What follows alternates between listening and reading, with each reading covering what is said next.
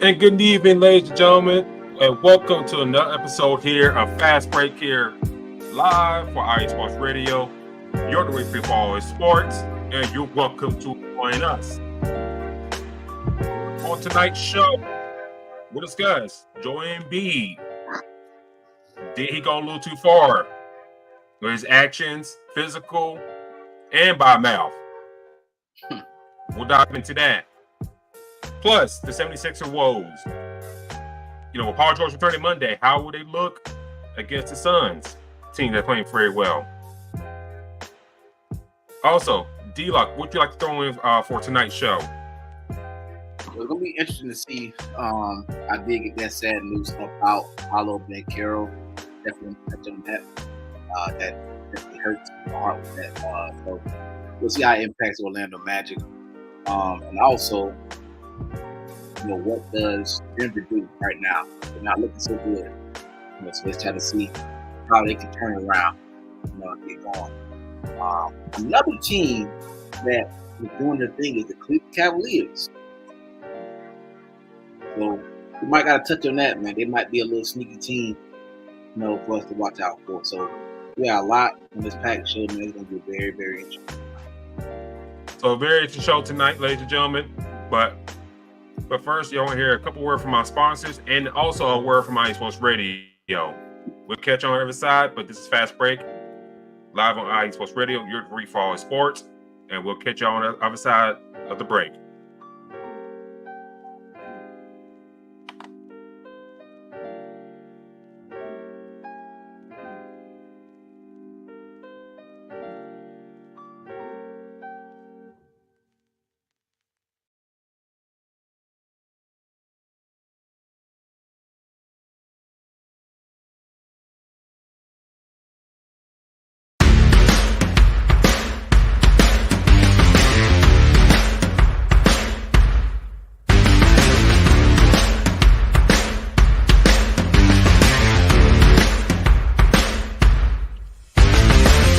IE Sports Radio fans, this show is brought to you by Planet Jerky Premium Brisket Beef Jerky. Planet Jerky is the official jerky of the 2022 California League champion Lake Elsinore Storm, Single A affiliate of the San Diego Padres. This all brisket jerky has gluten-free options, contains no MSG, no sodium nitrate, is low in sugar, high in protein. Go to their website at planetjerky.net and follow them on Instagram at Planet Jerky. Planet Jerky, the jerky that's on a whole other planet.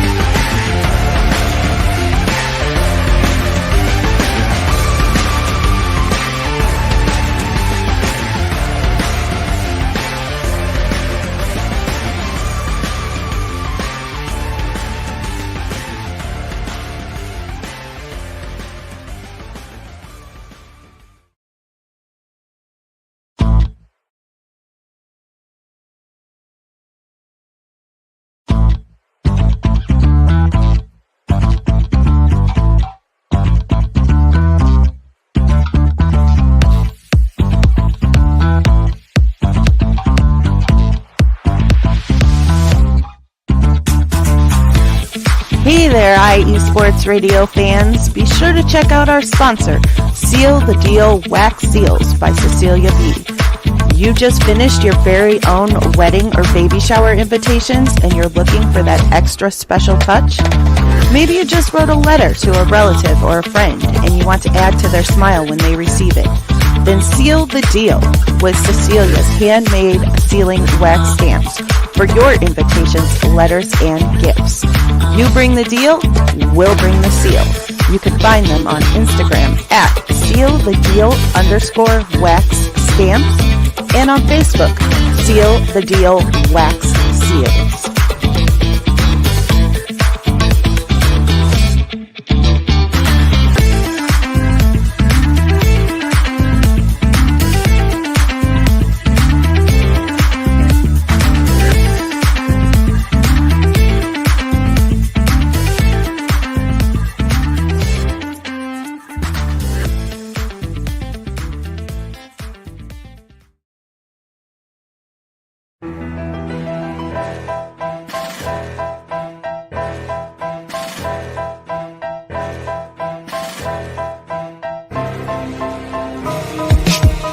For the last 10 years, IE Sports Radio has been bringing you amazing content ranging from interviewing legendary athletes, coaches, and other authorized media personnel to building tailor-made shows dedicated to all major sports cities around the country. Make sure to follow us at IE Sports Radio on X, Instagram, Facebook, TikTok, and YouTube to keep up with the latest in sports and with all of our shows. Also, make sure to check out our daily updated website at iesportsradio.com. At iesportsradio.com, you can see our daily show schedule and check out all of our show pages with personal bios to learn a little bit more about each of our awesome hosts. In addition to our show pages, you can catch the iSports Radio blog, Hall of Fame, Fans of the Month page, and our merchandise shop including t-shirts, tank tops, caps, long sleeves, hoodies, and more. For now over a decade here at iSports Radio, we've continued to be by the fans, for the fans, and we thank you all for your support and for making iSports Radio your direct feed for all that is sports.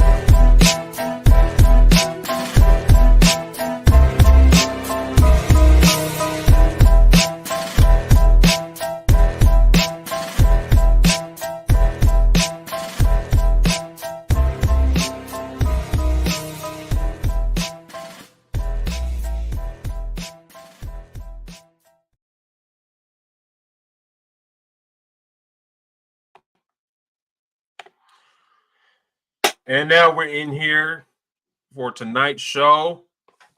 I don't know about you, D-Lock, but this weekend has been kind of rough. So I'm glad to do this show, get some basketball talk going. Yeah. And let the juices flow here tonight. Because we ain't here tonight. And we got a lot of show to get into tonight.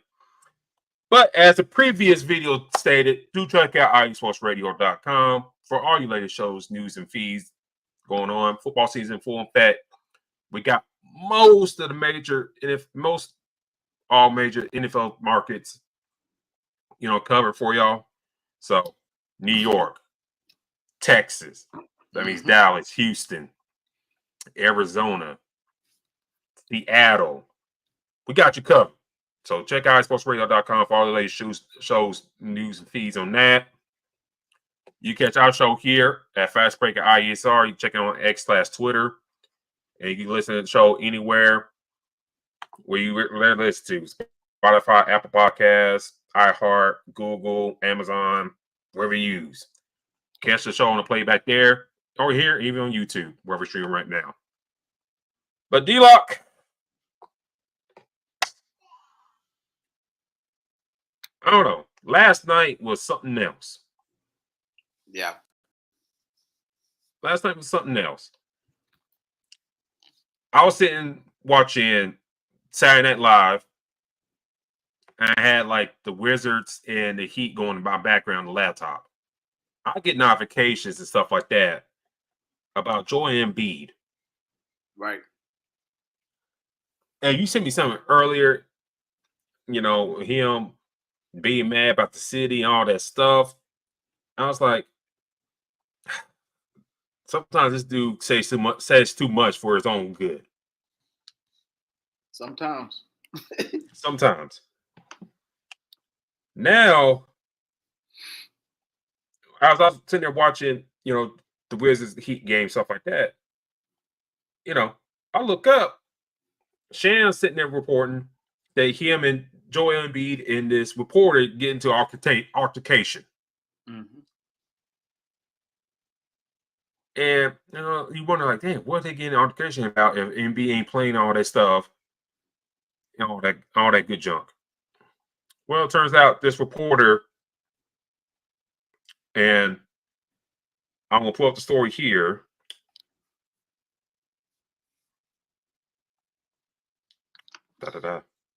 With Marcus Hayes of the Inquirer, the Philadelphia Inquirer. Now, from what I saw, D-Lock, I don't know if you saw this on social media and whatever, but a lot of folks say this dude is like a clickbait artist, is trash, been known Philly trash for years. And he just says things and said things. Right. And I guess, he wrote an article about Joel Embiid, which is fair. I'll give him that credit. This is fair. But now it kind of brought up his dead brother and Joel's son that Joel named after his dead brother, and Mhm. now you got a big old turkey bash, in a sense, in the locker room. I want to ask you your initial thoughts, and now I'll dive deeper into the article. But what were your first initial thoughts when you see the altercation, the shoving match they had? What were your initial thoughts on that, and what came out of it? Because of what resulted in that. What were your thoughts on that? Well, I think the biggest thing for me, um, it was more than basketball. It wasn't a basketball topic. So that's strike number one. Um, and to talk about somebody's family, obviously, we know in any kind of sport or anything, that's the number one rule, the thing that you do not do. Then to talk about somebody's deceased family member is even worse.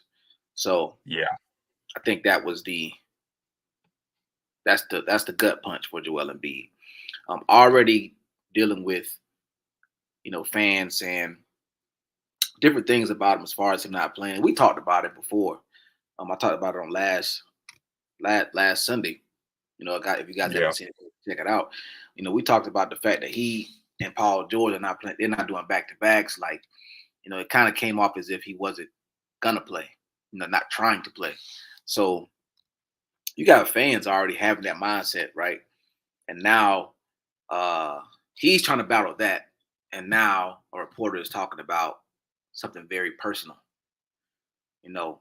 So I think that the reporter needs to stick to the sport of basketball, not go too personal and talk about family members. Now, being reporters, the way they get their attention, as we know, is they cross the line multiple times, right? That's how they try to step and be ahead of other reporters. We've seen they try to get the first picture, the first question to these athletes so they can get that shine, so they can get that money for these articles. yeah, So this could have been a money grab, if you will. This could have been a thought process of, well, I'm going to talk about this so I can get the attention. But along that comes with that attention is the bad attention from the person that you're talking about. And you and I both, we've been doing this podcast, we say about 7 years now. Like, there's multiple topics that could have been talked about. There's multiple things that were discussed. But there's just some lines that you can't cross, and you shouldn't. So for me, this is on the reporter, right? Now, granted, Joel Embiid obviously has to know how to maintain his attitude, but it got very personal there. Not being in a competitive sport where people are talking trash probably every possession. Those are jabs that's probably been thrown multiple times. About different things. Personal jabs, whatever. But to talk about somebody's family member, especially deceased, that is a huge no-no. And I really can't fault Embiid for the response. I do wonder what the league is going to do in response to this. But to me, this definitely needs to have some ownership on the reporter, big time. But it's just a lot of stuff going on with Embiid right now. You already got a situation, like I said, talking about not playing.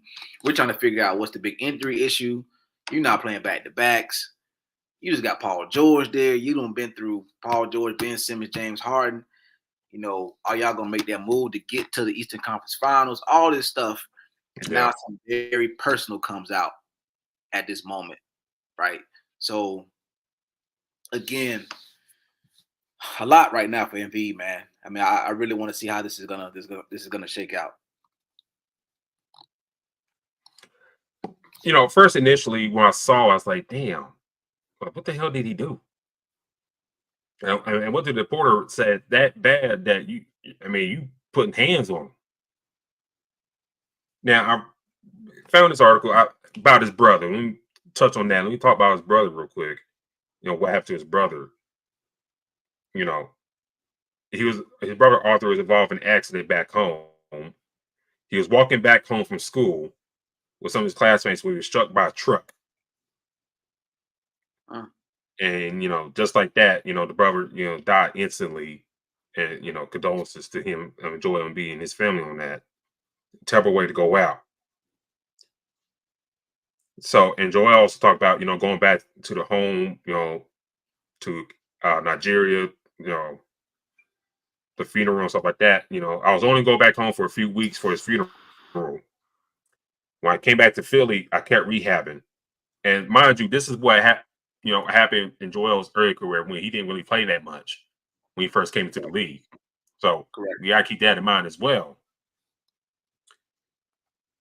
He said, when I came back to Philly, I kept rehabbing. I tried to get back, trying to get better, but I was really in a bad place. With Arthur gone, I felt like I lost my purpose in life.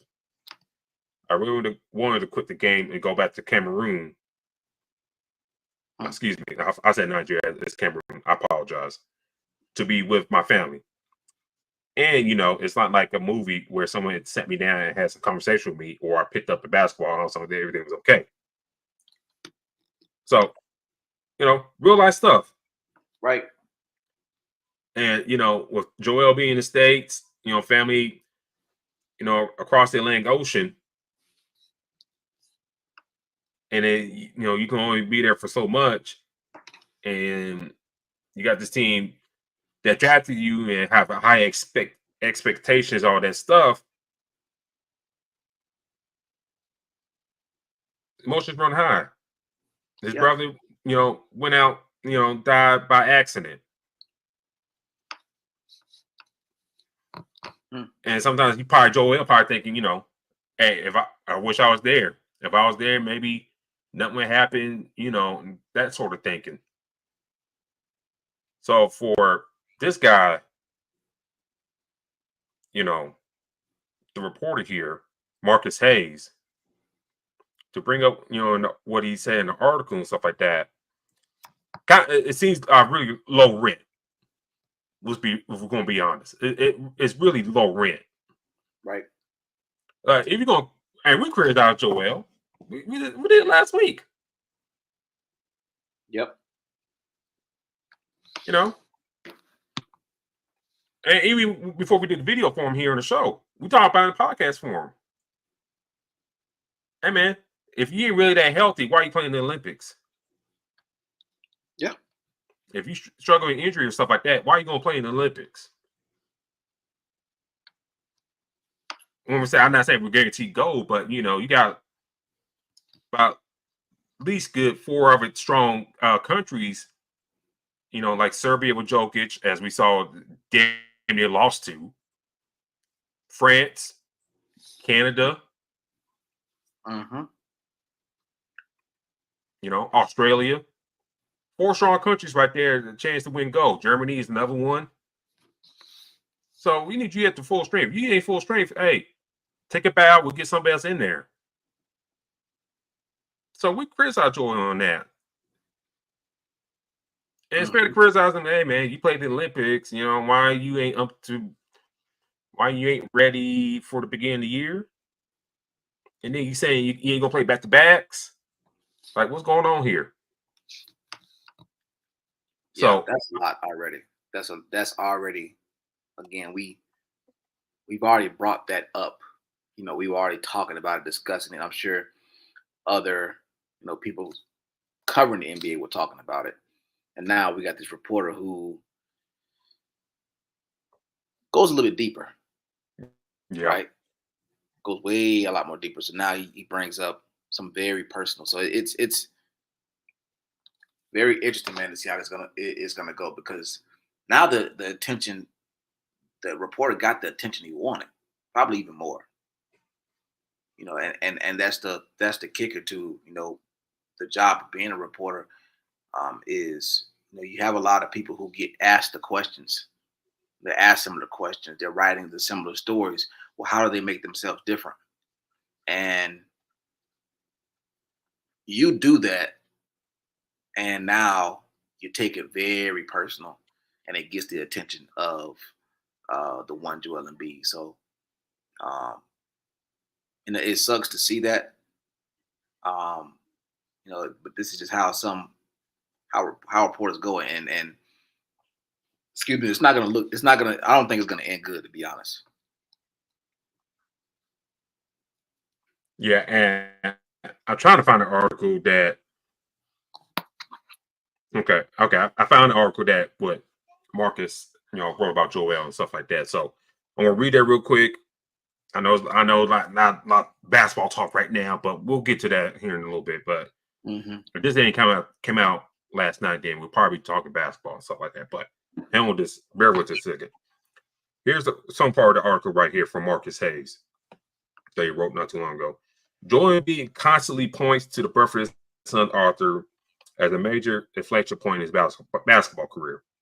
He often says he wants to be great to leave a legacy for his boy, named after his little brother who tragically died in an automobile accident. Was when Embiid was in his first year as a 76er. Well, in order to be great at your job, you first have to show up for work. Mm.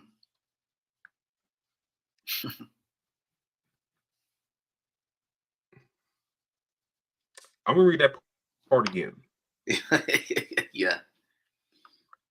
Well, in order to be great at your job, you first have to show up for work.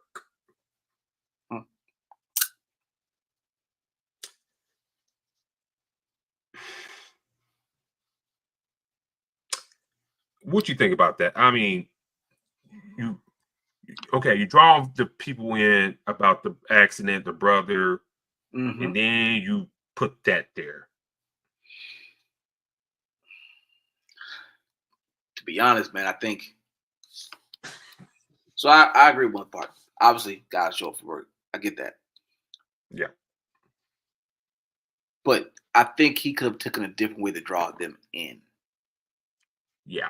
A totally different way to draw them in. You have to use a different approach, right? That went from 0 to 100 real quick, as they say. You went one way and literally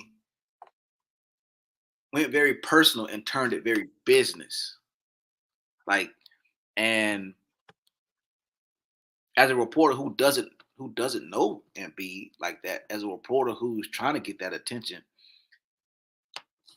the setup wasn't a good setup, in my opinion. I think, if you were gonna talk about his brother's situation first, you could have been showing more caring before you started to move as such. So I think that was a terrible approach, man. Like, you have people saying, "Oh, dang," you got people hearing that his brother passed away. They didn't even know it. Yeah. Some people didn't know that, right? So now they hear it, and it's like, dang, okay, so now we hear this. Well, maybe this is playing a part in, how Embiid has been dealing with his career so far. And then you jump straight to the business side. Not one person, not just an athlete, but not one person in any career would like to be dealt with that way in the business situation. A very terrible personal thing happens and you jump straight to business, that'll rub anybody the wrong way. So, and not only that, this is a person that don't know you, that you're not working with. This is a person with an opinion. So to jump from talking about a tragedy to going straight business to a person you don't know and you're covering and you're trying to make money off of, not a good idea. I'll finish up I'm going to finish your article. Embiid has been great at the opposite.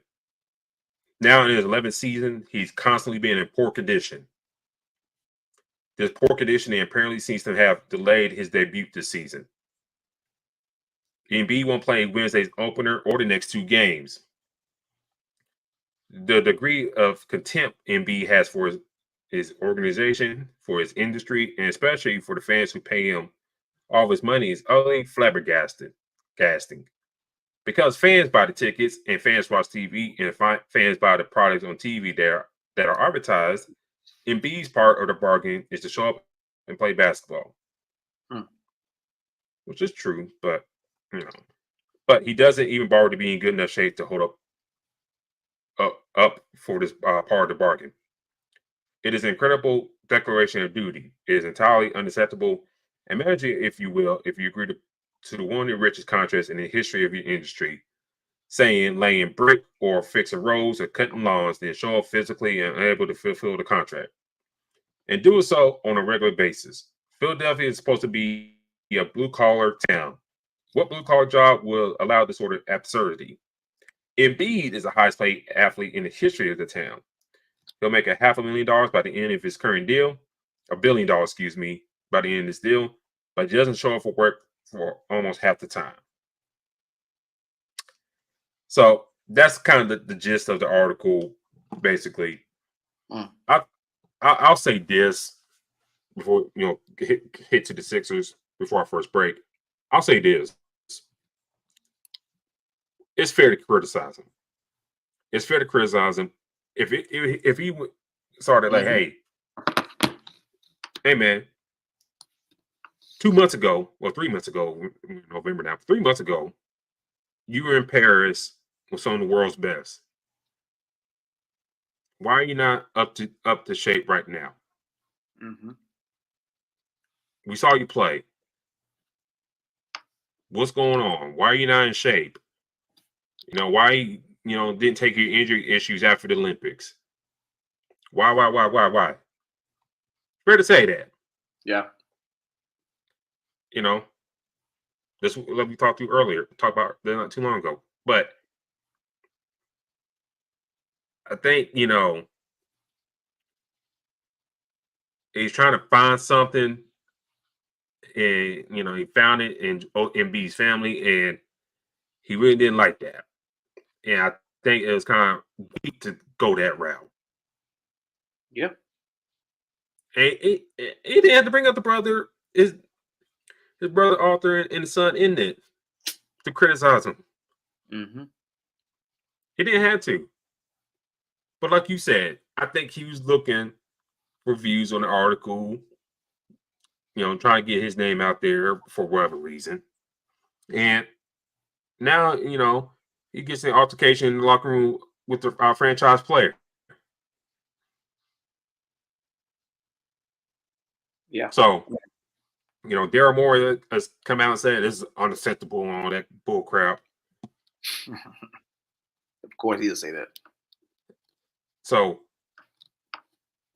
you got some unhappy stars in the East right now. Giannis is unhappy. You got Joel Embiid unhappy in Philly.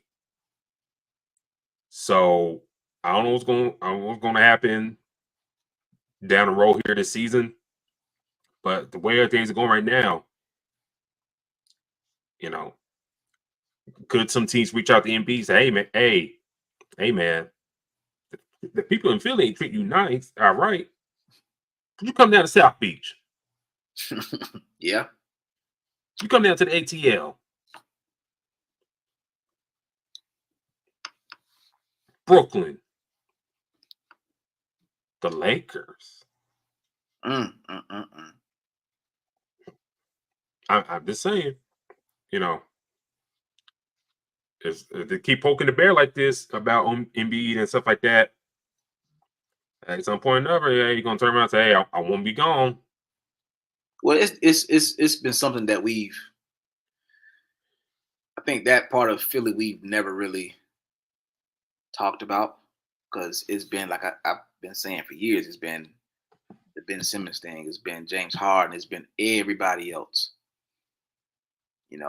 Now you have a situation with Embiid. It just seems like this could be a possibility where he is going somewhere else. Trusting the process is something that they started, and it's not going as they planned.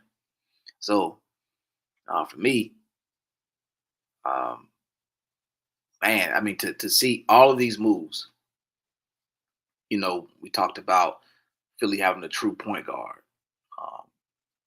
having another person in with Joel Embiid and Paul George, seeing the whole video when Joel Embiid was winking when he was talking about if they can grab another person, part of it with Tyrese Maxey and Paul George is sitting right next to him. all of these things, and to see the possibility of him being moved is kind of insane. I mean, but to see all of these things line up, this could be the writing on the wall, right? Now the question is, what do you, if you entertain a trade, what do you ask for? What are you expecting? Because with somebody with so much talent, I mean, I'm pretty sure we were hearing the Knicks were very interested, I think, earlier this year, but now obviously Cat's there, so they don't really need to get him. So who actually does entertain it? Like you said, you mentioned Brooklyn, LA,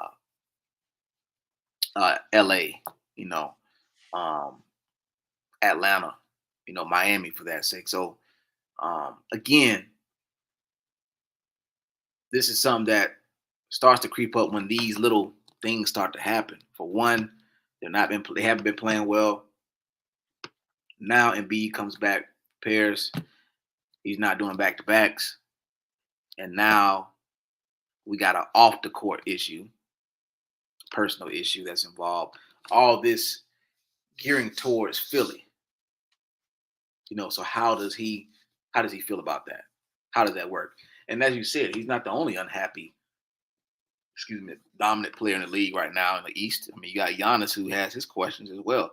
So when you start to see those kind of things, as we have covered for years, and we've actually called out a lot of things that's happened, probably like the next show when we say it,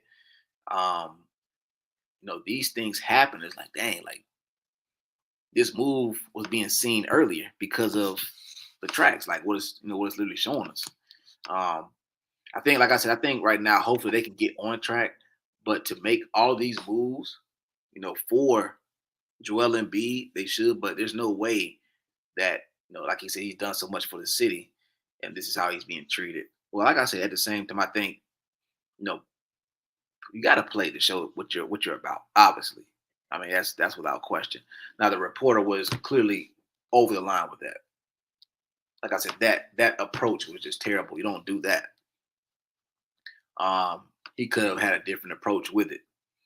But to me, I think that Philly is something else. Seems like there's always something with Philly. That's the biggest thing with me. Philly always has something going on. So can they right the ship? Can they get it right? That's my biggest question is, can they get on the same track? Are we gonna see Tyrese Maxey, Paul George, and Joel Embiid finally on the floor for a consistent amount of time this year before things go haywire? Yeah. Well, let's put a balls on that. On the other side of this break, we'll talk a little more about the Sixers' woes and stuff like that. Also, Paul George will make his debut Monday against the Suns, so we'll dive into that. Talk about Giannis, Vince Carter retirement jersey, Drake, DeRozan, beef and for some odd reason. I don't know. Well, take it back. We know why. We know why. Yes, we know why. But little tease. So, on the other side of this break, we'll dive into all that. Talk about the NBA action that happened this past week and other news that pops out throughout the show. But this is Fast Break Live on IE Sports Radio, your direct for all sports. And thank you for tuning in with us tonight.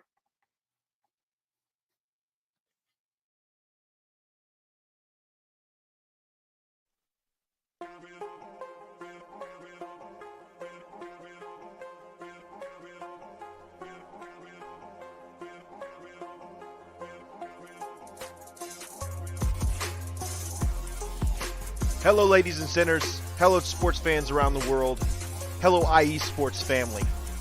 This is Cale Henderson, the host of IE Vegas, the Sin City Sports Show, presented by IE Sports Radio. If you folks are interested in sports in the Vegas area, if you're wanting to have a blast for 1 hour, every Tuesday night from 7 p.m. Pacific Standard Time to 8 p.m. Pacific Standard Time, this is a show built for the Vegas sports fans, where we feature the Las Vegas Raiders, the Las Vegas Golden Knights, the Las Vegas Aces, and the University of Las Vegas, Nevada Rebels. hopefully, fingers crossed, MLB team coming soon. Either way, if you folks are looking to have a blast for 1 hour each and every week, tune in Tuesday, 7 p.m. Pacific Standard Time to 8 p.m. Pacific Standard Time. If you folks are interested in Vegas sports news, go to our Twitter at SinCities_IESR, and you can speak with me, the host, Cale Henderson, at Cale_Henderson on Twitter. At any time, be happy to reply. Always willing to reach out to our fans. Again, the Sin City Sports Show, presented by IE Sports Radio, your direct feed for all that is sports.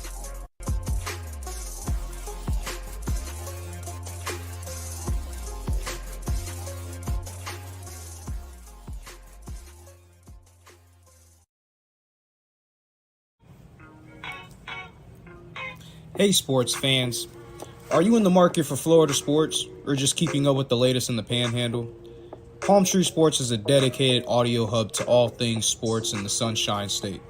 We cover current events, big news, heavily favored opinions all across the NFL, NBA, MLB, and so much more. So come check us out every Saturday evening at 6 p.m. Eastern Standard Time. For a down south education on Florida sports and athletics, it's hosted by yours truly, Corey Pujols, and is powered by IE Sports Radio, your direct feed for all that is sports.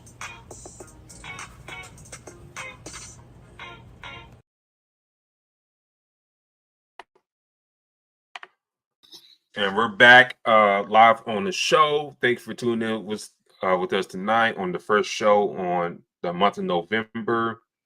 This is Fast Break here for IE Sports Radio. Thank you for tuning in with us tonight. All right, we're back on the other side of things. We talk good extensively about Joel Embiid, and rightfully so. But we talked a little bit about the 76er woes and stuff like that. Yesterday, they played the Grizzlies in Philly, and the Grizzlies team that not fully healthy, but got all their horses just about. They lose 124-107. John Morant only had 18 points but 12 assists. Jaren Jackson had 27 points and 6 Jaren Jackson got to rebound the ball better. This is like you 7 foot. Like you 7 foot and you grabbing 6 or 7 rebounds. It should be higher than that. Like, yeah. Sometimes I look at the stat. I look at the stat line. I was like, damn, dude. Philly don't got no size like that until like Embiid comes back in the fold. So I was like, I'm perplexed by that. But anyways, Maxey still having a strong start this season. 23 points for him. 10 points for Lowry in the starting lineup. 14 for Oubre. 19 off the bench for McCann. So he's coming on very strong. Early for the 76ers. They're 1-4 right now. The 76ers are. They're 1-4. If you kind of look at the playoff, look at the seeding right now, they're second to last with Milwaukee. Man, that's something else. But Paul George debuts on Monday against the Suns. With him coming in, on Monday against the Suns, can they find a groove to kind of turn things turned around, or is it going to be a rough stretch until Embiid gets back into the fold of things? What you think? I think Paul George is going to have to play a huge part in this. If you're looking at some of these, let's just look at some of these field goals. You got Caleb Martin 1 for 7, Drummond 1 for 7, Kyle Lowry. We know he ain't gonna make. We ain't take that many shots. He's better of a defender. Tyrese Maxey is taking 19 shots, but he's 8 for 19. Kelly Oubre 5 for 15. I believe that Paul George coming in is gonna play a huge part because they need better shooting. Obviously, Embiid is who he is, right? We know what he can bring to the table. But to be honest with you, I think with Drummond there, you kind of can get something going in the groove with Paul George. Because we know what Drummond, this is not Detroit Pistons Drummond, but, Drummond is not that bad of a player no. in my mind right now. So for me, I think you take the pressure off of Caleb Martin, Kyle Lowry, Kelly Oubre from taking a lot of shots. You need Paul George to start grabbing some of them shots, and that's one of the reasons why they brought him in, right? So you need him and Tyrese Maxey to get the clicking, because I think if you get them to click, I think Embiid is going to just fall right into that fold, with the talent and the size that he has. So they can definitely get rolling. They got the Suns coming up, so I think that battle between Paul George and Kevin Durant is going to be something to watch for. But I honestly think even that Drummond should dominate the glass against Phoenix. I know Tyus Jones is there, but I think Tyrese Maxey should definitely have a pretty decent game. Now the question is, does Kyle Lowry go to the bench? Do they move? Who do they move to the bench? Right? Do you move Kyle Lowry to the bench? Caleb Martin? I believe you're probably going to start Kelly Oubre. I probably would start him at the 2, Paul George at the 3. Drummond obviously at the 5, Kelly and Caleb Martin at the 4. But Kyle Lowry is you're probably going to have bring him off the bench. Now we get to see that rotation that we've been trying to see. The point of bringing in Paul George. You bring in Paul George, now we get to see Kyle Lowry and Eric Gordon come off the bench. And that's what you want to see. How does that look? The impact of that. So I definitely want to see how this is going to go tomorrow, because it's definitely now, and the matchup is fairly, I think it's pretty fair with the Suns. I mean, right now, if I'm not mistaken, the Suns are clicking right now. Yeah, they are. They're definitely clicking. So things are going pretty good with them. So I think this game is going to be pretty interesting right now. A total of 224. But the Sixers got to get on the roll, man. I mean, it's cut and dry. They have to get on the roll. And it looks worse. It looks even worse when obviously Joel Embiid say he's not playing back-to-back games. Right now you have injury issues, but your team is not looking good at all. Yeah. 1-4 right now. You're saying we're not playing back-to-back games.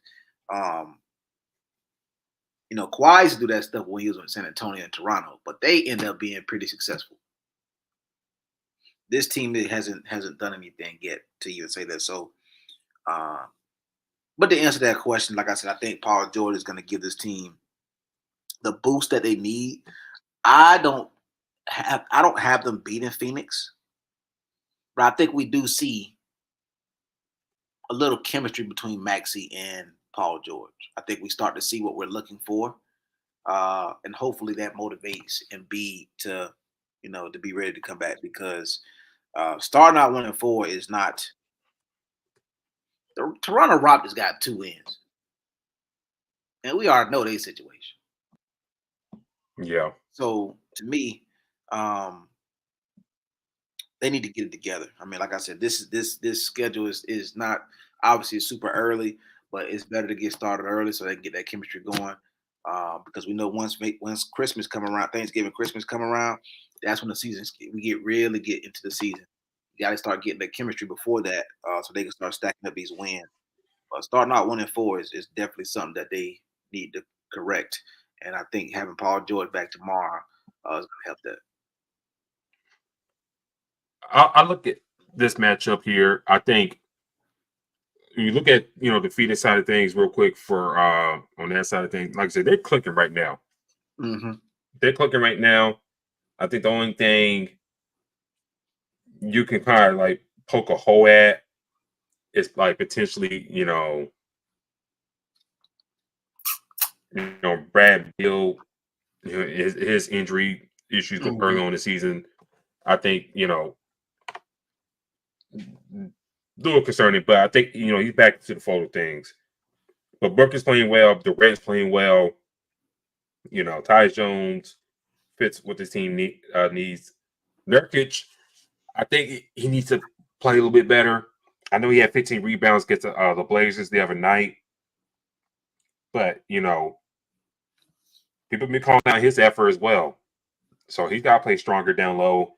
Grayson Allen, off the bench. Russell O'Neal, will give you a good solid minutes off the bench on those side of things.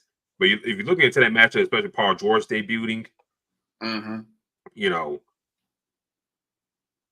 think, don't try to rush everything. If I was him, Nick Nurse, don't try to rush into everything so quickly.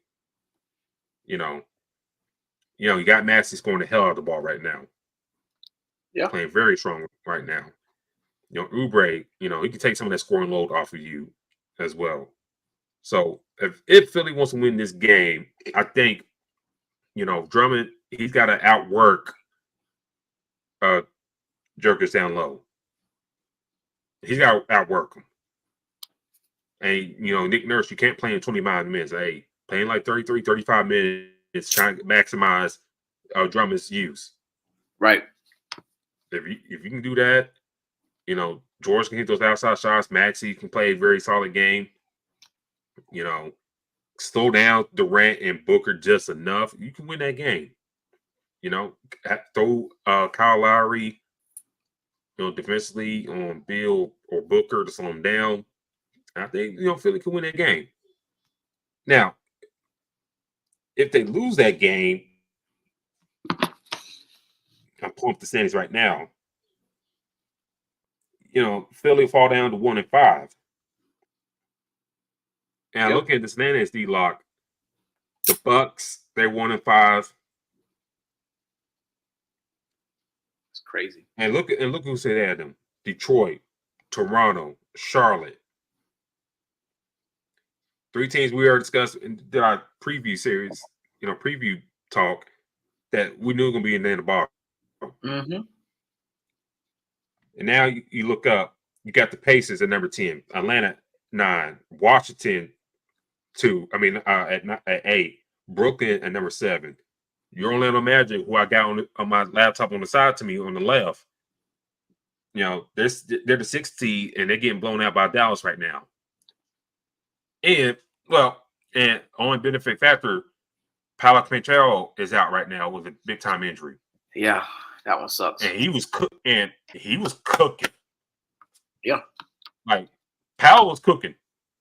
Early I MVP. said, damn, early.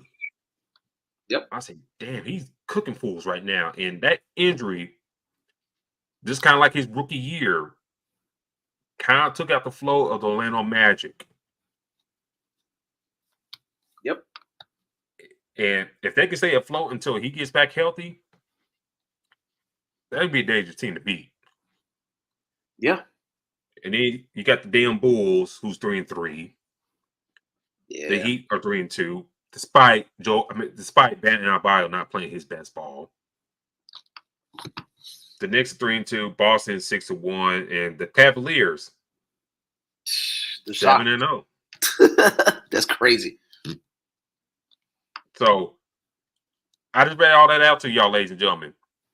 Sixers, Bucks, they're the ball in the East right now. 2-9 combined. Mm-hmm. You got on one side, you got star player mad about the city and the people that write about him. On the other side here, you got one that we talked about last year, didn't like the coaching style of Adrian Griffin, didn't like how he using Brook Lopez, even though Brook Lopez was never like a big defensive stopper in the first place. Giannis, I don't know why you think that, but now this team is sitting 1-5 with Doc Rivers and Darvin Ham on the bench. And there's stories coming out that Brooklyn or the Heat might poke around and see your interest. I think I don't know what's up. I think the biggest thing is you had a very good situation with Coach Griffin there. If I'm not mistaken, they were at the top of the East at that time. Before letting them go, they were somewhere up there. They were up there. It wasn't perfect. Yeah. We still don't know why he got released. We never, unless Adrian Griffin pops up on the podcast somewhere and spills his guts out to somebody. Yeah. But we still don't know why he got let go. Which I'm sure he'll explain it like 5 years or something like that. Like you said, they'll go on the podcast in 5 years and somebody ask him. But that situation didn't look bad. Then you go into Doc Rivers, and it has not improved. But a lot of ownership is on Giannis. This is what you asked for, right? You had Drew Holiday there, and you wanted Dame. So a lot of times when you make these moves, he's the guy that plays a huge part, in this team. So obviously a lot of ownership on coaching, but and I say that to say for both Milwaukee and Philly. We got 2 MVP players. Their teams are at the bottom of the East, not the West. The East. That's a head scratcher. So to me, it's shaking everything up, big time. Like I said, my Orlando Magic is trending up. Franz Wagner is gonna have to step up big time to fill some shoes. Yeah, he does.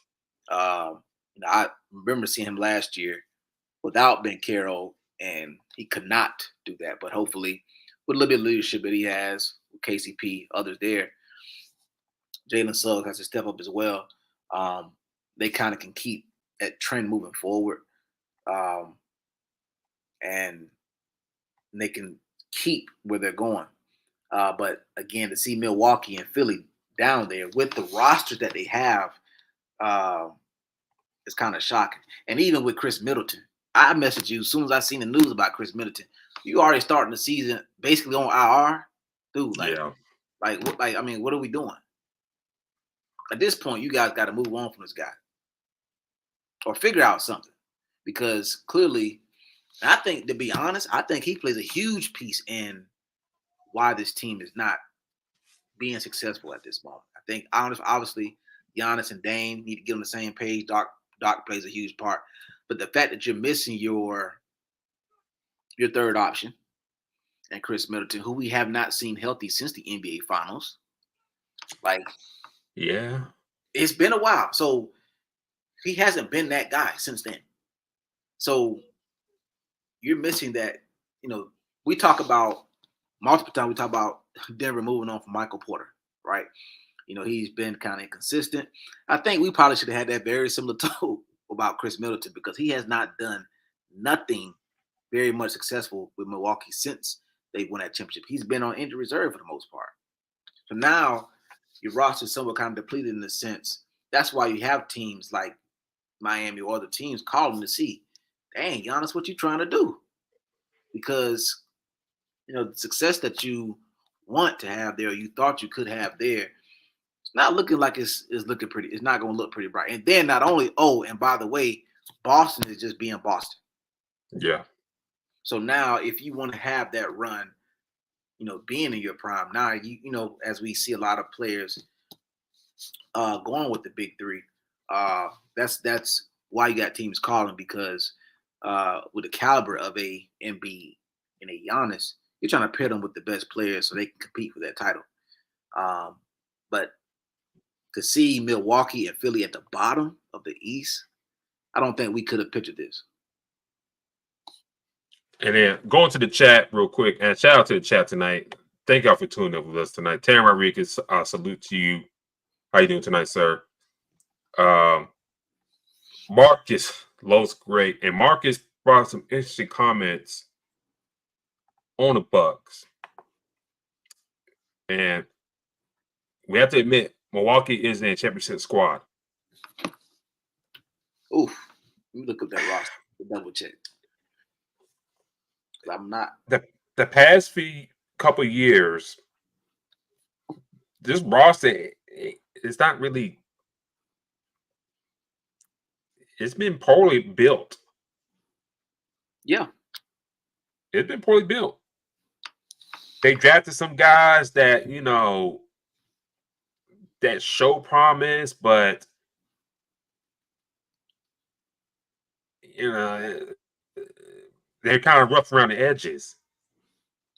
So you took a B champ that you declined his option on just not a couple days ago. You got Andre Jackson, AJ Green, Chris Livingston. You're taking a swing on those guys, and you really got nothing to show for it right now. None of them look promising. Nothing like it could be a good. I mean, not to say decent role player, but it's like ain't no promise on there. And then you got some of the old holdovers from the championship squad, like Bobby Portis. Still consistent off the bench and spot duty and starting lineup. Pat Covington. Yep. It's been all right, but you feel like you can upgrade there. And they really haven't had that. I mean, I won't say they had a chance, but they really haven't tried to upgrade that little part right there.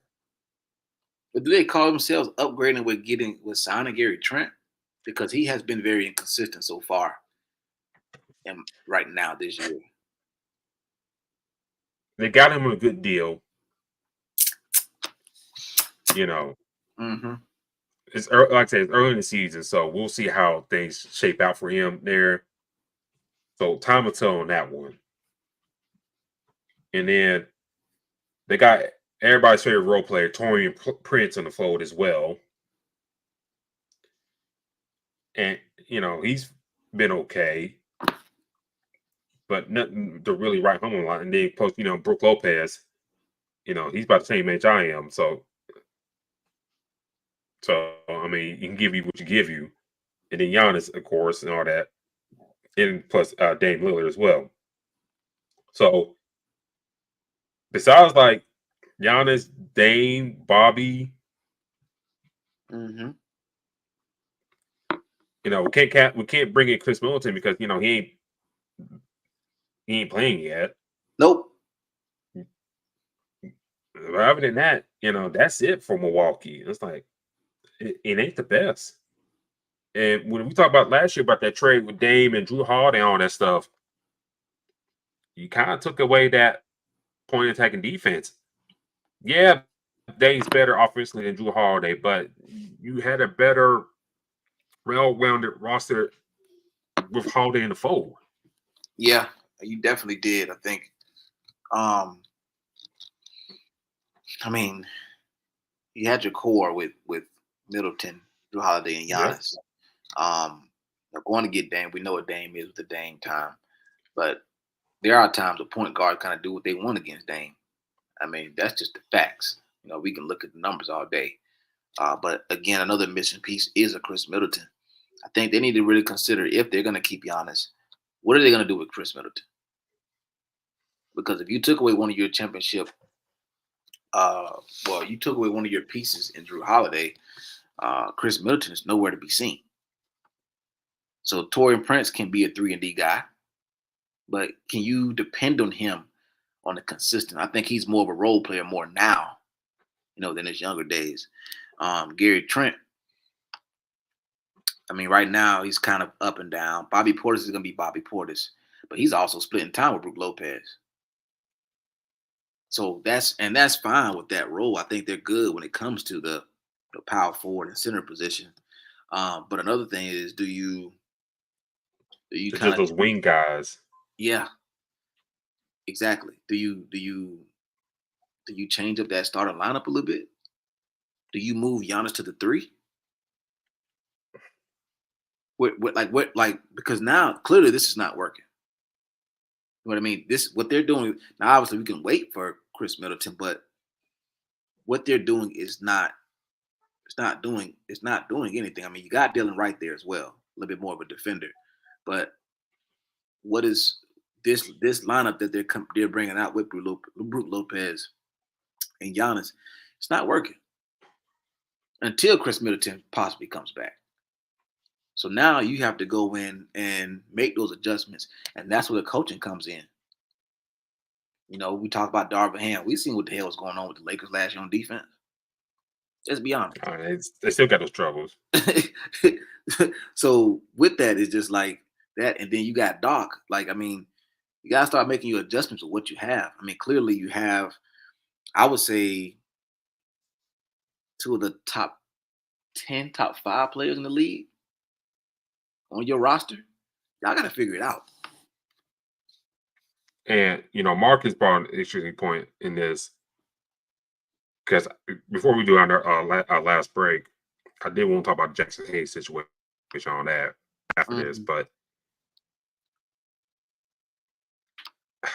you brought up selling high. I'm trying to figure out when was a good time to sell high on Middleton. Like this past all season, but then you had the new CBA go into effect this summer, and hell, we did a show about that, and no moves were really happening like that. No big trades, no big. I mean, Paul George going to the Sixers, but that came after the fact we went off the air. Yep. I don't know what we can get for Milton. Are they going to rebuild? What are you going to get? Who can you sell it to with the CBA rule and stuff like that? Then you got to take back a whole bunch of bad contracts.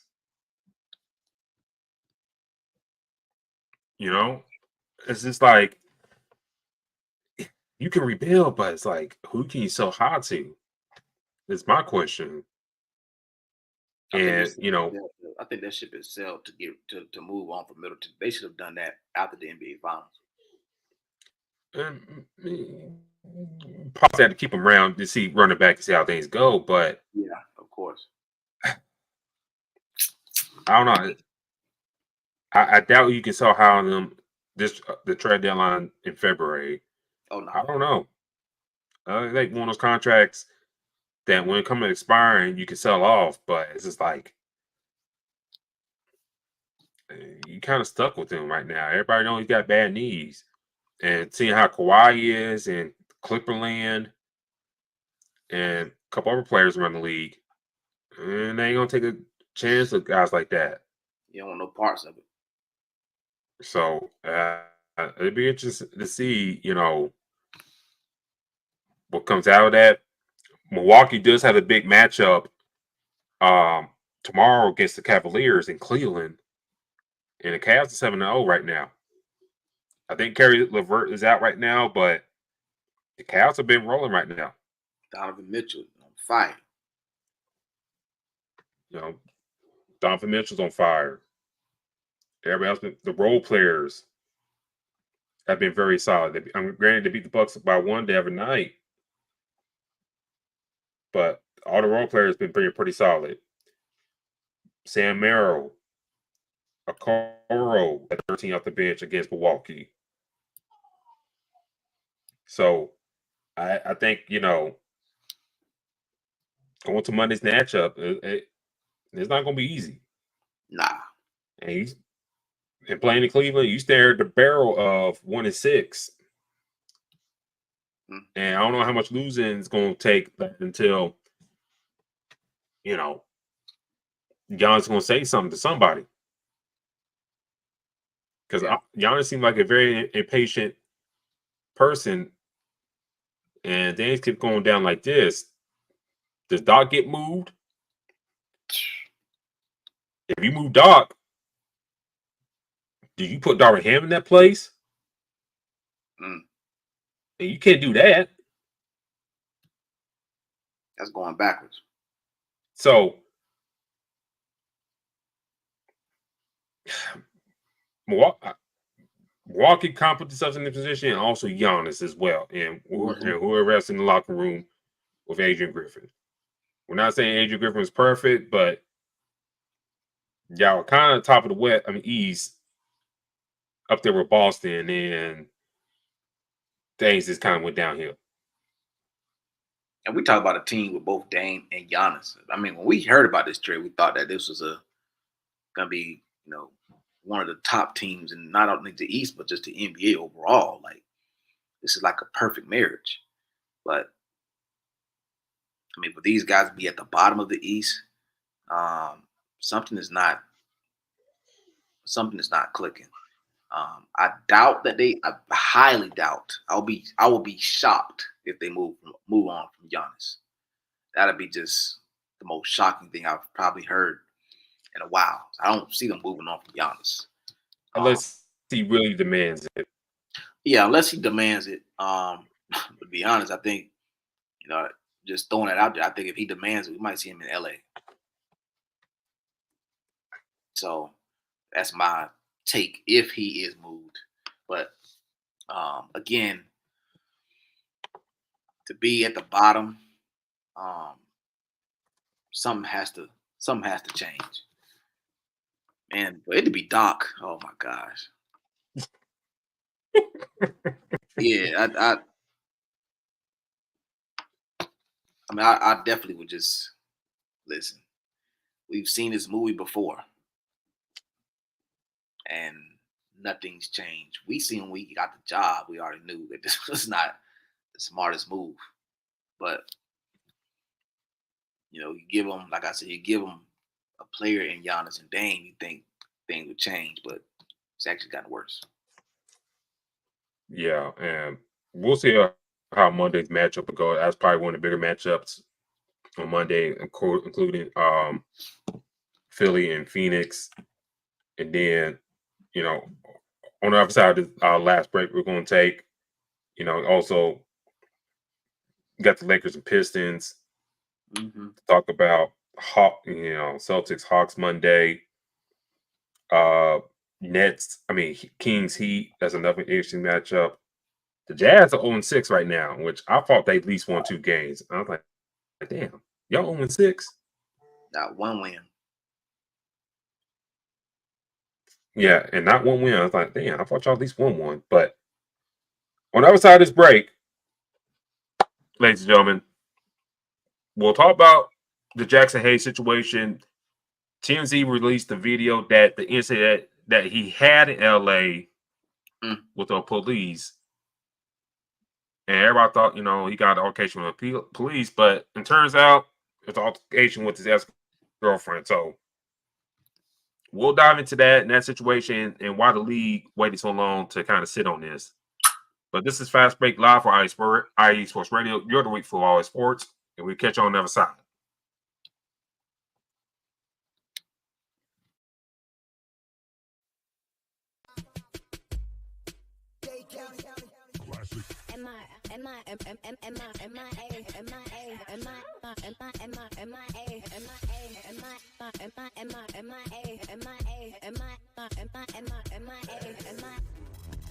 Welcome to the 305, aka the Magic City, and this is Magic City Scoreboard. I'm your host JB, and right here we're gonna talk anything Miami Dolphins, Miami Heat, Miami Hurricanes, Marlins, Panthers, Inter Miami, and even high school football. So join me once a week right here on Magic City Scoreboard on IE Sports Radio, your direct feed to all that is sports.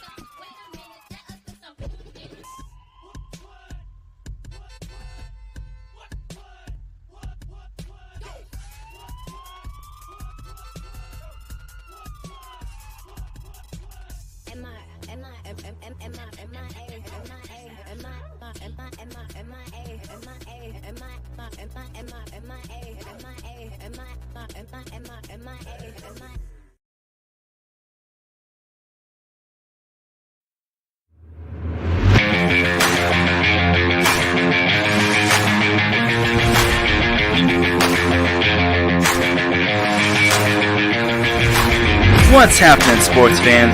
Are you a fan of Southern California sports? Are you looking for a show hotter than a hot summer day in California? Then look no further than the SoCal Supreme Sports Show, where I talk about all things Southern California sports. That's right, all sports teams from Southern California. From the hard-hitting tackles of the NFL, to the killer crossovers and big three-pointers of the NBA and WNBA, to the grand slams of the MLB, to the bone-chilling goals of the NHL, and to the booming kicks of the MLS. The SoCal Supreme Sports Show has it all for you. Oh, and let us not forget about the college sports as well. So join me, Taryn Rodriguez, every week here on IE Sports Radio. your direct feed for all that is sports.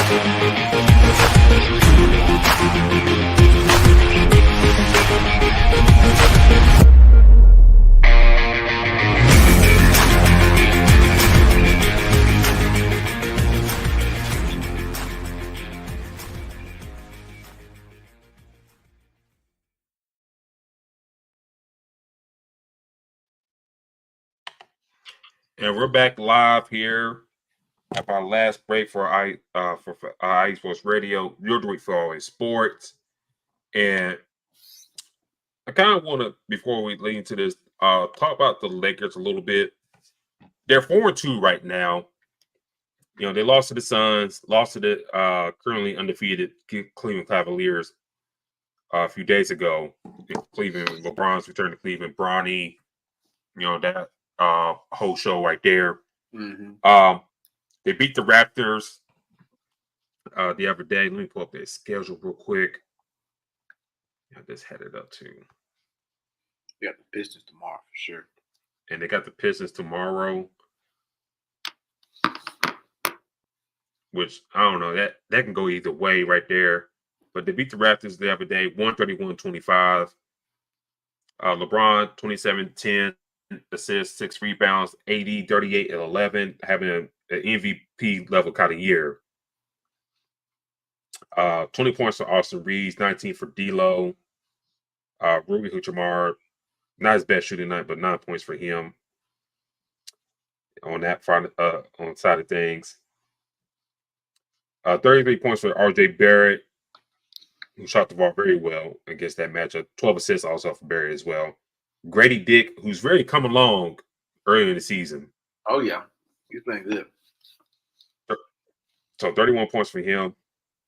I think they may find something in Grady Dick there. The bench is kind of lackluster for Toronto. So they got to, Masai Ujiri, got to figure out that part right there. And I know Quickly's out right now, but still, that bench is kind of lackluster right now. Your thoughts on the Lakers so far, you know, early in the season? Like, your thoughts on JJ, your thoughts on LeBron in year 22, AD, you know, is this team legit? Was it just a coaching issue? What are you 4-2 so far? I damn near watch every Laker game. I can see a big difference. What's your thoughts on the Laker team so far? I think coaching was huge. I think LeBron is being LeBron. You know, like Joakim Noah was saying, it's kind of crazy in the same see this man still playing at this high level. You know, so I think that this team can be very good. I think, you know, the adjustments that they're playing on defense now. Like I said, you're not seeing Anthony Davis just sit under the rim anymore. You know, he's moving around a little bit more, especially in different zones. I think, you know, we need to see better play from, I believe, Austin Reeves and D'Angelo Russell. I think once you get them to play a little bit more consistent, I think the Lakers are going to be a problem. Now, I still think that what they could use is more big men. In my mind, I think they're good at the guard position. They have multiple guys. They're good with that. The consistency is going to play key for this Lakers team. You know, their stretch is going to come around. I believe on Wednesday they got Memphis, so it's going to start getting, you know, pretty tough for them. But I think this team, even though it's early, I think this is a different Lakers team than last year. Yeah, You know, I definitely think that. Obviously, my question is, do they try to make a move? Obviously, when the trade deadline comes on, do they try to add any more to what they have? You got you a few young pieces, obviously, to when LeBron leaves. But I think that this team could be one of the better teams in the West. They're looking like one of the more impressive teams in the West, in my eyes. Obviously, you have some disappointments like the Denver Nuggets, who, Eventually we'll talk more about them probably the next show, but they're just kind of been a slight disappointment to me. Hachimura is playing a hell of a lot better so far this year. He seems like he's fitting in perfectly. Obviously, the whole Jackson Hayes situation will get talked about, but they're going to need depth at the big man position because more than likely, like part of Jackson Hayes is definitely going to be done. But you're going to need some depth at that big man position because we know, how Mr. Anthony Davis goes.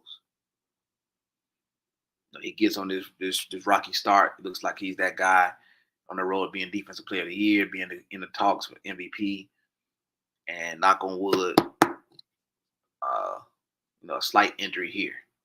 Yeah, that he's out for a while. So, hopefully they don't get the injury bug. Hopefully that's something that they don't deal with too much. But I'm liking this team. I think this Laker team could have been, like you said, a simple coaching change. Obviously it's earlier in the season. Looking at their schedule, I think the impressive wins were the Timberwolves and the Suns out back. I think when you get those two wins, I think that was huge. And obviously that one against the Kings, that was a big one. But coming up, you're looking at the Memphis. You got Detroit, Memphis, Philly. We don't even know what Embiid's gonna do for that game. Toronto, Memphis, San Antonio, which is gonna be a big one. I was a victor. So I don't see this team really losing too many games in the near future. In these next few games, man, I don't think Memphis may give them a push a little bit. I think they'll beat Detroit. Philly is a toss-up because of the Embiid situation. Toronto, I think San Antonio might be a little interesting, but I like what this team is doing. Playing Phoenix 2 times, they got them the first game. Phoenix came back, got them the next game. Again, and then obviously that other losses to an undefeated Cavs team, who was, looking pretty impressive. So to me, I like what the Lakers are looking like so far, man. It just, down the stretch, can they hold this? I think it's going to be pretty to see how they shake up things. I think just looking at the squad, you can see the vibes are different with JJ Redick in the fold. I think, was it like a month ago? I saw a video, practice. They did they're doing a thing in practice. Guards versus the bigs, in which the bigs got scoring the guards and take advantage of that size differential, all that stuff. And you can see the vibe and energy and stuff like that. I'm not saying you didn't have that Darvin Ham, but I think the second year they tuned Darvin Ham out and stuff like that for the most part. And now JJ in the mix, you see differences. Like you lose by the Kings game. They got damn big, and made a comeback and won the game. With the Cleveland one, you kind of wish, that would happen, but things happen. You're on the road, you get blown out like that, get blown out. Mm-hmm. Russell didn't play well.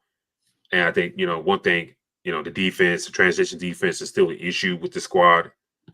The defense at the point of attack with Russell and Reeves is still going to be an issue. Down the season. Plus, if this team make the playoffs, that's going to be an issue. Granted, you got guys like Davidson in the fold, but is that enough? And then I still question Max Christie. How much help can he be? Yeah. I almost tweeted on our show account on X/Twitter. The other night I was sitting there watching the game. And I was thinking, I know JJ is kind of splitting minutes between Dalton and Christie, but I'm feeling like if Dalton get more of the consistent minutes, will you see a better productive player? Because Dalton right now is a better scorer than Max Christie. I think we can admit that. Y'all and y'all listen to this on the playback, whatever, y'all can admit, y'all probably listen like, yeah, you're probably right on that. You know, Dalton is a better ball handler. So I was thinking like, damn, if you get Dalton to connect more minutes and stuff like that,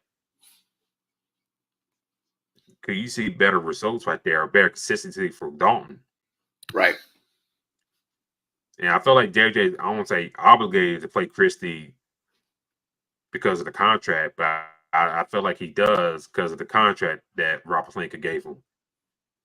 So, you know, those things as a Laker fan, you know, the big situation is very concerning. Yeah. And, you know, you got Jackson Hayes in the fold. And after that, is really nothing. Christian Wood's still out. Cam Reddish is there, but he ain't getting no time. You know, Jared Vanderbilt, you know, they say he's back. We be back playing, then another setback. Always so something. It's always something with Vanderbilt. So if they get those two guys back, we'll see how things go. But I think Vanderbilt coming back, I think that will help at the point of the attack of defense because he guards the best, you know, the team's best ball handler. Wood, on the other hand, that's when I kind of like, yeah, he'd be back, but it's not going to help you out defensively. And Jackson Hayes, kind of like an odd transition, but man, D-Lock, I don't know if he's going to be. I don't know if he's going to be. I don't know. Let me say this. Let me say this. The incident we're about to talk about now about Jackson Hayes was about 3 years ago out in LA. This is when the time, ladies and gentlemen, that he was still with the Pelicans. There was a domestic situation between him and his ex-girlfriend. I think at his residence or somebody else's residence. And at one point, you know, you can see him grabbing her. She's telling him to stop touching me, start hurting me. He keeps following her around the house. And the other guy in the house that has turned out to be his Jackson Hayes' cousin told him to chill out. You need to go. Jackson didn't really listen. And Jackson following his ex-girlfriend around the house, and he up to the steps, grabbing her and stuff like that. And she kept repeating him to stop. And then eventually until they got to the outside. And eventually until LAPD showed up. And we got that incident that we probably talked about years ago. We talked about years ago on the show that he got tased and all that stuff and got injured. Yep. That's what the result of that incident there with the LAPD is the result of the domestic situation with his ex-girlfriend. My question to you, D-Lock, is twofold in a sense. Why do you think the league sat on this long until the lawsuit by the ex-girlfriend been brought about? This is how all this is coming out because the lawsuit she brought out, the litigation, all that stuff. Why do you think the league waited so long to say they're going to investigate on this matter? And also, what should the Lakers do in this situation? Wait till the league, wait till investigation, or what should happen? Because Miles Bridges is a name people bring up. And yeah, he didn't play for 1 year in a quote-unquote punishment, but he never got suspended until he signed back with the Hornets. And he got caught up in the same girl again last year. So what do you think, you know, why the league sat on this for so long in your eyes? I think one reason why they probably sat on it because there was no decision made on what should happen to him. You know, the fact that we're just now seeing this video is insane. Yeah. That's the first thing. I mean, we talked about him being tased and we talked about it, but we didn't really get full detail into it. But the fact that we're talking about it now is just out of this world. So Like I said, that's a good question. Why they sat on it? I think is it something that they were trying to, brush under the rug? Is this something that they were not trying to discuss? Is this something that they were trying to push to the side? Because obviously, being part of the league, these are things that have to be discussed and talked about with punishment. So for me, I think that the NBA honestly waited too long to discuss it. I think this should have been talked about, regardless of what was going on in the NBA. You have to have these. These are things that need to be talked about. And as far as the Lakers,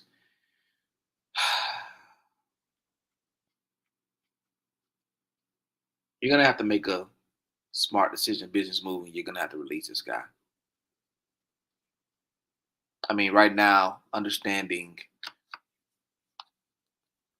what he can possibly bring to the table for the Lakers, but to have a domestic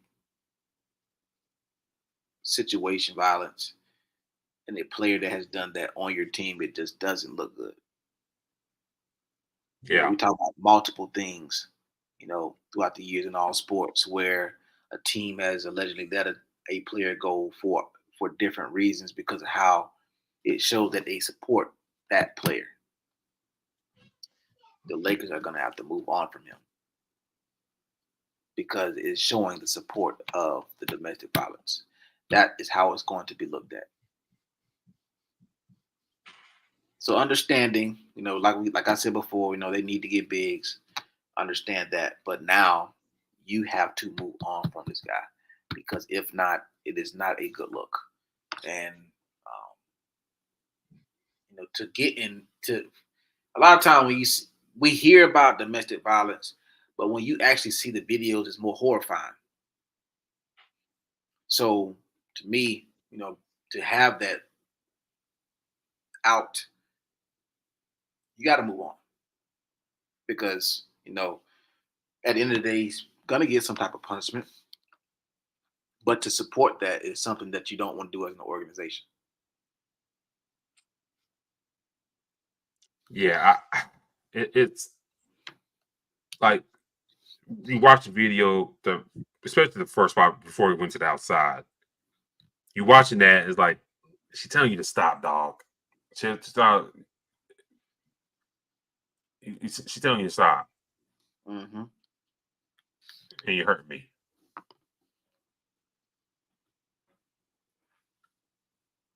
And for him to kind of just kind of continue on, stay pursuing her or whatever. And sometimes I don't know. You just got to stop. Right. I don't care if alcohol's involved, wherever you took, whatever. Sometimes something got to kick in and say, "Hey, you got to stop." Now, Jackson Hayes is like 7'1", 7'1" dude. Way above average male height. Mm-hmm.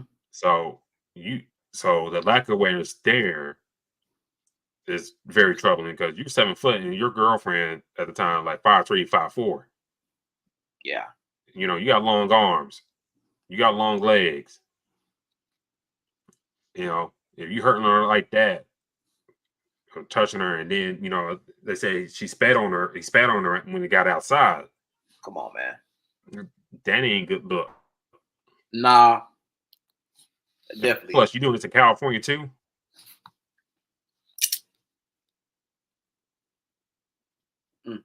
It's not a great look all around for him. Now, the only thing that saved the Lakers on this, they didn't know about this when they signed him. I kind of find that hard to believe because you had to know about this, and plus it happened in your own backyard about the arrest and all that stuff. Mm-hmm. So it ain't like somebody within the office can poke around and ask what happened that day, and you said, "Oh well, he ain't been punished by the league yet." So we just gonna skip right by it. So we're gonna skip right by it, sign him. Not to a big deal, sign to a minimal deal to in case something happen, come out. And then we'll go about that way. But if they didn't know about it, fine, whatever. Me personally, I think they had to know something going into signing him, because you can't. That arrest happened when he still with the Pelicans in 2021. And you had to do. And sometimes you always do your due diligence in signing these guys. And I think if you look at go back to the NBA, the league, the way they handled the Miles Bridges situation, Kevin Porter, we talked about that as well. The way they kind of handled those guys and their situations, domestic situations, has kind of been really lackluster. Yeah, Kevin Porter, in a sense, Kevin Porter didn't play for the rest of the year when that incident came out. But you really didn't punish him. I know punishing him by him not playing, not making money, will hurt some guy's pocket in a sense. But if you ain't showing action and stuff like that, what are we doing? Yeah. Why not find these guys? And I think the NBA trying to be slick on the side, if these guys don't get signed nowhere, whatever, then it's kind of like a punishment in them. But not really, because right now Kevin Porter's out in LA. Miles Bridges got a big deal before Mitch Kupchak got shown the door. So it's did these guys really get punished like that?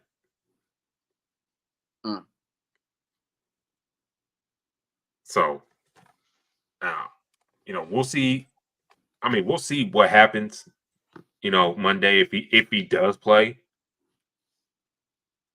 That's what we're really interested to see in my eyes. So, if he does play on Monday, it is what I won't say it is what it is, but do you think he plays on Monday? Definitely not. In my mind, I don't think so. Yeah, that'd be crazy if he did. I'll tell you that.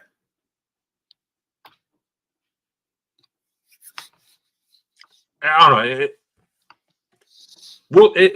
Monday. I'll be interested in him if he plays Monday. I don't know. And if he doesn't play on Monday, do they even have him there on the sideline?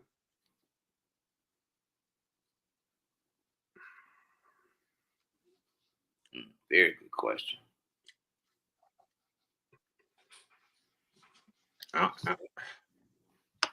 It's gonna be really see how they, Pelinka, Jeannie Buzz, that brain trust there for the Lakers. I don't know. We'll see.